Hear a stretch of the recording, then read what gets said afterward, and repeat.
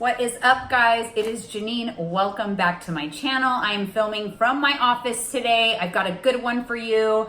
If you are not subscribed to my channel, make sure you hit that subscribe button. Also, you can find me here on Instagram if you want to learn a little more about me. But in a nutshell, my name is Janine Escobar. I am a keto coach, and I am filming this video today for keto beginners out there. So if you found my video and you are new to keto, make sure you watch it because there's gonna be some really good information on how to get started and some common keto mistakes that beginners make, so what not to do. So stay tuned.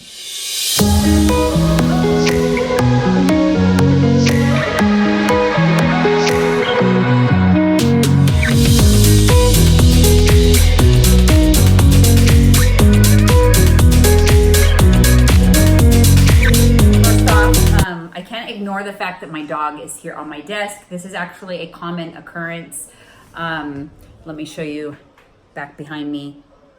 Charlie, my other dog, sits behind me, so there's not enough room in my chair for both dogs. So Karma, my Yorkie, goes on my desk. So usually I have her in between the monitor and the keyboard so that I can actually get some work done, but I'm not gonna lie, it can be disruptive, but I love them. Okay, enough with that. Let's get started. So keep in mind, this video is more so for keto beginners. So it's a way to get started on keto without overwhelming yourself with too much information. Okay, so my number one tip on how to get started with keto is simply start counting your carbohydrates. Don't worry about all of the other macronutrients right in the beginning. It can be a little confusing, a little overwhelming unless you have guidance. If you're trying to go at this alone and simply give this a try, just count your carbs. The key is to consume 20 total carbs or less per day. That will get you into a good solid state of ketosis within about 3 to 5 days.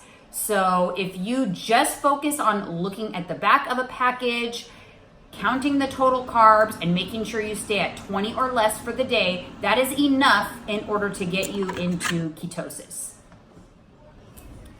Okay, next up, and this is really important, since you are going to be counting carbs and making sure you're staying so low on your carbohydrates, you really need to make sure that you're getting in your electrolytes. What do I mean by electrolytes? I mean sodium, magnesium, potassium, and water. So those are going to be critical, especially in the beginning of your journey.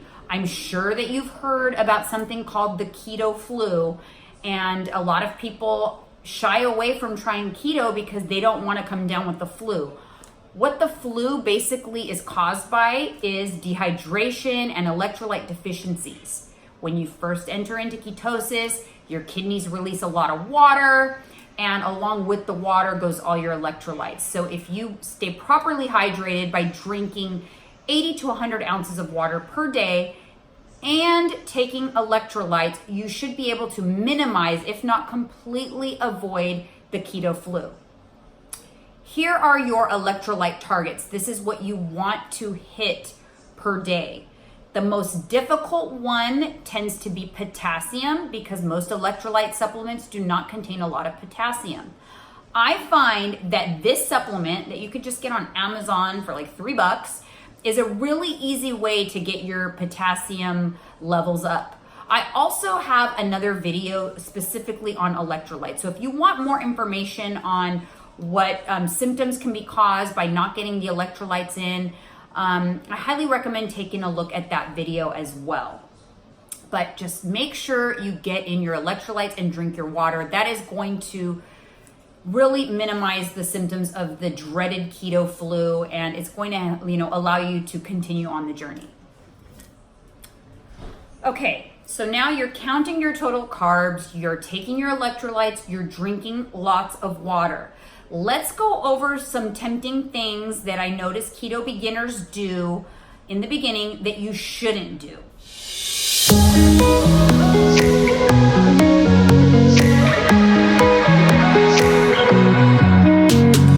So you may have been enticed to try this whole keto diet thing just based on all of the pictures that you've been seeing on Instagram or companies advertising all these delicious keto treats, cupcakes, chocolates, just everything under the sun.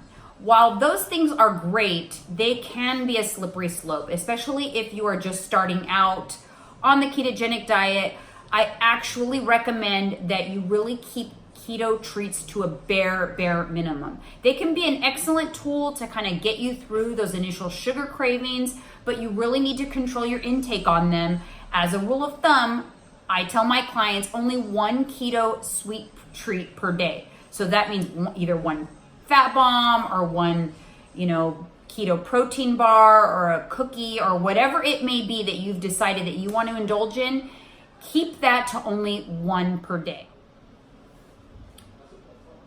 It's also really important that you keep your fat consumption to healthy fats. So your fats should be coming from good quality protein, nuts, avocado, things like that. You'll want to avoid hydrogenated fats. Another common mistake that I find a lot of people do, which will lead to weight gain or could lead to weight gain, is they are not committing 100% to the ketogenic lifestyle.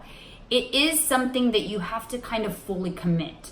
A common practice that I see is people will be able to stick through it for part of the day, but by dinner time, they kind of fall off. And so what happens is they're consuming high-fat breakfast, high-fat lunch, and for dinner, they're consuming carbohydrates. So when you're providing your body with a lot of fats and a lot of carbs, especially early on when you're not adapted to using fats, your body will take the carbohydrates, use that as an energy source, and unfortunately the fat will get stored. So this is a common mistake that happens early on in someone's keto journey, and it really is something that you have to be careful about. So you have to kind of commit 100%. If you kind of are only halfway there, it can get a little scary in terms of weight gain. And oftentimes when someone comes to me and they say, hey, I tried keto and I'm gaining weight, what's going on? It's usually because they're really not committing 100%. So really, in summary, what I would recommend is to keep it super simple. Keep your diet super simple, healthy, good quality protein, such as like fatty steaks, chicken thighs, salmon, green vegetables, so leafy greens, broccoli, Brussels sprouts, asparagus, and healthy fats. So full fat butter, heavy cream, olive oil, avocados, nuts. If you keep it super simple, avoid the extravagant recipes and treats, count your total carbs, that will get you into a good state of ketosis. It'll get you a good start. So it really doesn't have to be too complicated to get started. That method will actually get you going. It will get you into a state of ketosis. It will get you through that initial keto flu period. You'll lose some initial weight on the scale that will be mostly water weight.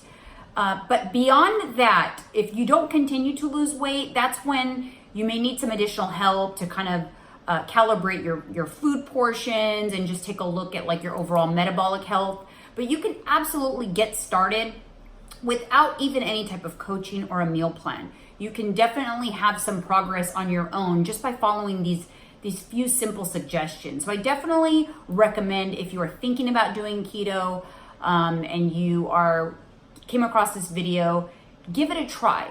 At least, see how you do the first couple of weeks. If at that point you feel like you need some additional assistance, I can definitely help you out. You can take a look at my website for some additional assistance and programs and things that I have to offer. But other than that, I hope this was helpful, and thank you so much for watching, and we will see you again next time. Remember, if you are not currently a subscriber, please hit that subscribe button. Also, like this video if you want to see more like this, and comment below. Happy to answer any questions you may have, and we'll see you